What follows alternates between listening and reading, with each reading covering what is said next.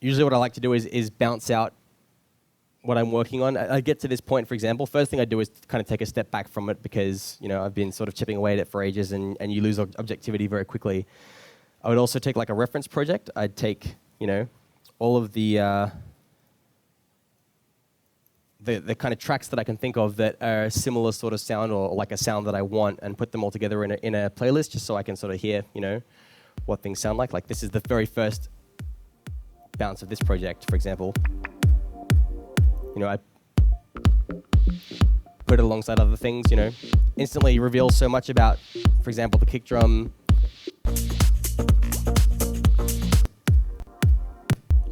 That kind of thing. So it's good to have a little reference project. Keep bouncing it out as you go along, and basically, just the next thing I wanted to say is it's good to have a few people that you can send all the stuff that you're working to from a few different kind of fields. The first one is a noob, which is in this case, and I love it a bit. It's my sister, and that's basically because she isn't a producer and she's not like an absolute dance music head. She listens to like classical music and acoustic stuff and all sorts of stuff. And so when I play her my tracks, she doesn't sort of go, okay, you've got like this 300 hertz rumble or whatever. She says, like, oh, I'm not sure it's like, if I'm not sure it's catchy enough, or I'm not sure if that bit with the noisy stuff is big enough, or, she's got a very, very different approach to it. Another one is, a pro. I send a lot of my stuff to the Anjuna Beats guys, which is, I'm very lucky because they're, well versed in the whole production side of things, so I can get some good feedback there. And then, it's good to have somebody who doesn't get into this kind of music at all and listens to something completely different, like, like polka or like, or rap or something completely different, and play it to them and see how it sounds to them. So bass frequencies and rumble, that's all pretty good. Sorry, I'm I'm running out of time here a little bit, so let me just see here. Okay, I think, I'm actually, in the interest of time, I'm going to skip this because I think we've sort of pretty much covered most of it, as far as like doing like the automation and stuff like that, and, fills and all that kind of thing, and EQing and spikes and stuff. So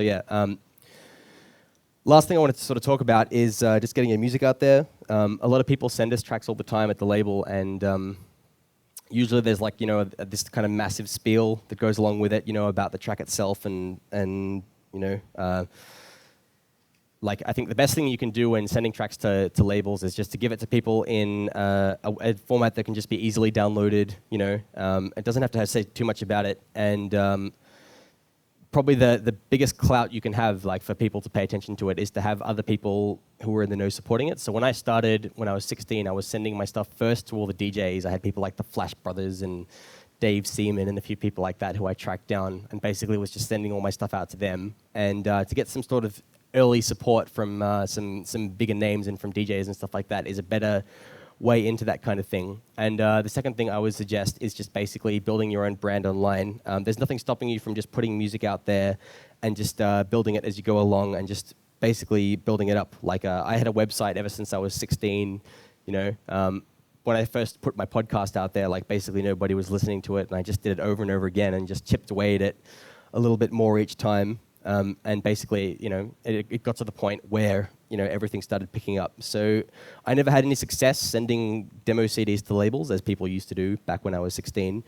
But yeah, basically, just from building my own presence without really having the support of anyone at the start was how things got started. So I suggest to you, if you're writing tracks, to put them out there and have people consuming them and enjoying them, even if you're not necessarily signed yet, or if you're not particularly well known, you can still have a one-stop shop on the internet where people can come and see what you're doing. So I just wanted to show you a few kind of things that I'm doing around my music as well, just because, for me it's like a full-time job now, and getting my music out there is this constant ongoing process that I need to really pay attention to. So first thing that I would recommend is having basically an online portal. Obviously, Facebook's probably the most important thing now, but over the last 6 months or so, we put together this new site that I have, and it's basically it's a way that people can not only read about me very quickly, but it's also a platform for me to broadcast anything new that's happening in my world, my latest release or whatever. It links through to my Facebook and also to my blog.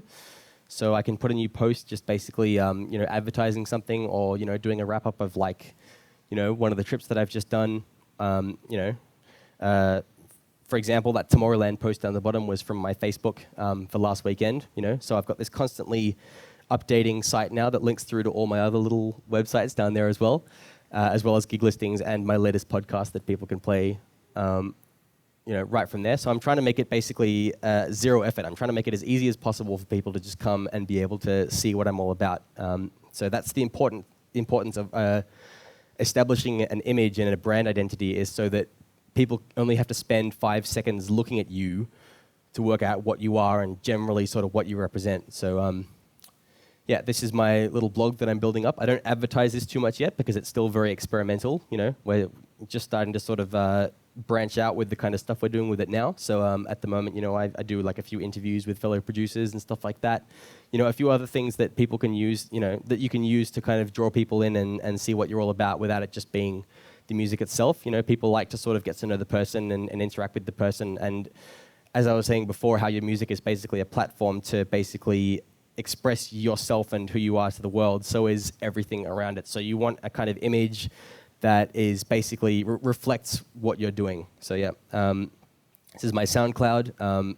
SoundCloud is a very small and unassuming site, but it's absolutely blown up around the world now, and it's basically the YouTube for audio. I'm sure a lot of people here are quite familiar with it.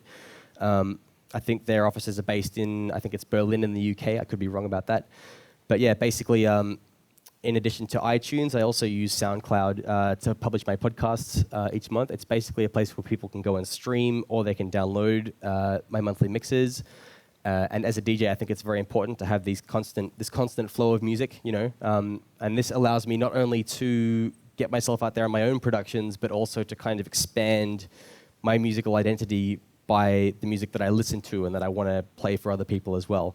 And so SoundCloud has actually been like a really huge help for me because it's moved the podcast thing away from being necessarily iTunes and Apple-centric. The next thing that I'm really keen on checking out is a platform online called Topspin, which is basically, this is an example from somebody else's site. I think it might be Linkin Park or something like that. And it's basically, it's an online platform that allows you to do a number of things. An example of which would be to provide your fans with a free track. And you can say, for example, here's my free track, and in order to download it, all you need to do is, for example, sign up to my newsletter, enter your email, sign up to our newsletter, and you get the latest release by such and such. And so now people are, as I said before about the attention being a commodity, there are people who are putting out the latest track off their next album for free.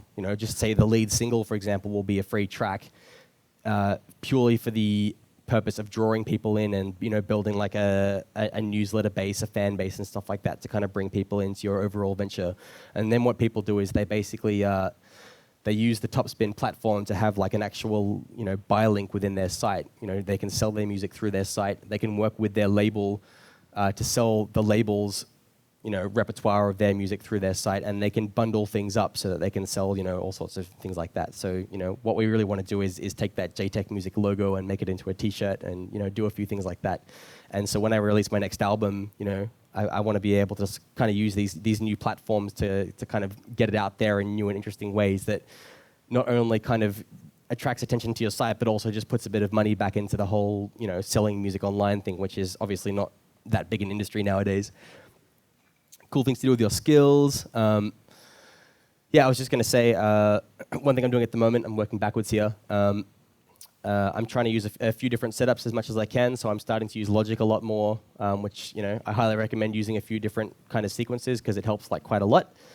I'm putting together my own sample pack at the moment, which I intend to sort of sell for a nominal fee once it's completed. And that's not only a really big help for like my own music, but also to be able to sort of help other people as well.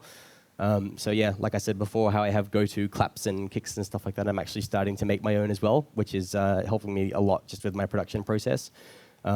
If you're on the DJing front, things like that, if you're trying to get your music out there, the best thing to do is just to go out and start playing it yourself. The first DJ gig I ever played at was my own, and it was the scariest thing I ever did, but it was also like the first time that I got to go out and play my music to people and stuff like that, And so yeah, I'd highly recommend doing that kind of thing and getting involved, in the actual scene, so that people start to recognize who you are without you necessarily having to convince them and have them book you, for example.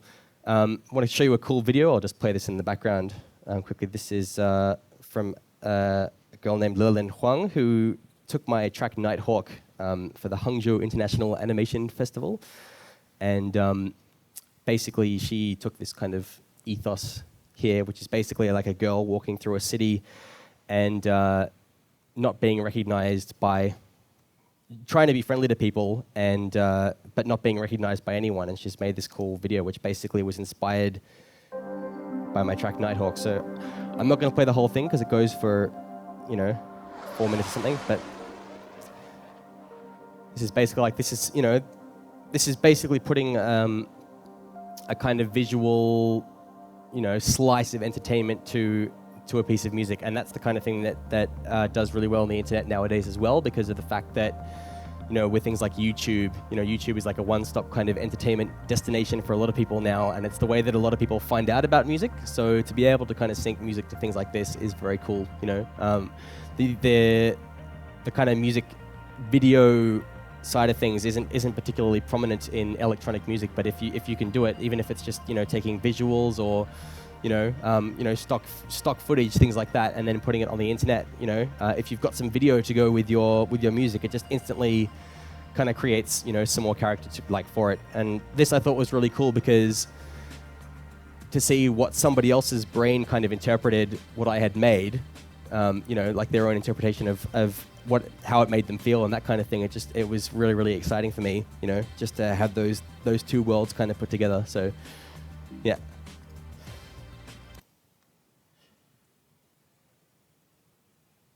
Cool. Last thing I want to show you very, very quickly is this cool software called Gobbler. I'm not sure if any of you are using this, yes or no.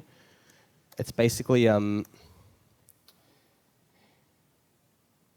it's some cool software that you can use to catalog your entire project library. And basically what I've done, I've gone through all of my projects, and I've tagged them all, like ones that I want to possibly pursue for my album, ones that I'd done and don't need anything else done to them, ones that I could possibly use for other cool stuff like ads or whatever. That's stupid projects that I did with my friends, such as Feelin' Boobies. These are mixed projects. This is stuff that I should try and tackle next. Remixes that I've done, stuff that I should revisit. I'm not sure what the difference is between next and revisit. This is just studio work for other people, and trash, which is now empty, is stuff to get rid of. So I went through and I cataloged all this, and then I had basically a scan drive with all my projects in the one place. And yeah, from there what you can do is you can right-click a project and go back up, and it basically backs the whole thing up into the cloud. So everything that I'm working on at the moment is basically stored.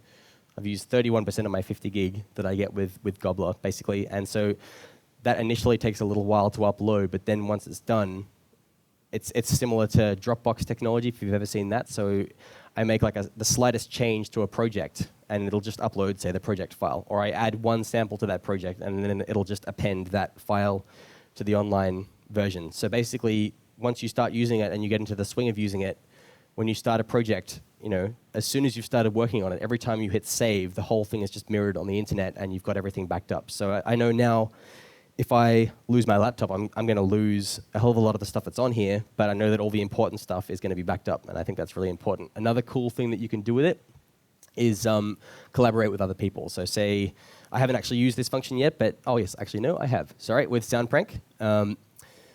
Basically, yeah, I got him onto the beta of this as well, and we can basically, I can start a project, do the whole thing, it backs up into the cloud, and then you can share it with another Gobbler user, it downloads to them, they can just open the project, make changes to it, and save it, and the whole thing is just automatically synced. And so that way you can basically have one copy of the project between two people. You can work on it from other sides of the world, which I think is pretty cool. So yeah, I encourage people to basically go through any projects that they've got completely stuck with and are 50% of the way through and they think sound pretty cool, and send it to somebody else and get them to finish it, because you can mine a whole lot of gold out of the stuff that you've already made. So that's pretty much the gist of what I wanted to cover tonight. I hope that's kind of helped sort of explain some of the things that I do to kind of squeeze a bit of extra energy out of my music. Obviously to go into the 100% detail of it is going to take me much more than I can do in an evening, but I hope nonetheless that's been a little bit of help for you. So yeah, first thing I want to say just about the industry and so forth, and my experiences with it, is that it's far better to be inspired by others than compare yourself to others. I can think of plenty of artists out there who can write like a way fatter bass line than I can, or who can make a hell of a lot more money out of their music than I can, or can, or just, there are so many people out there who are so good at what they do or so unique at what they do that it can be intimidating, but it doesn't have to stop you from being, your own person and having your own unique thing to bring to the world. So yeah, I really encourage people to just kind of find their own sound and basically just maximize, your own kind of character in your music as much as you can, because that's the most important thing, and it's the thing that people are going to listen to the most. Yeah, it's not always easy, and you have to work at it for a very long time. To get where I am today, I've been basically chipping away at this massive mountain for basically 10 years, and it's just been a steady rise the whole time, but it's been very rewarding.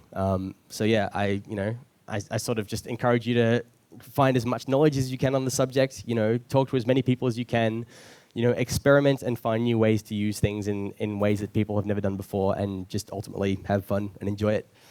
So yeah, thank you very much.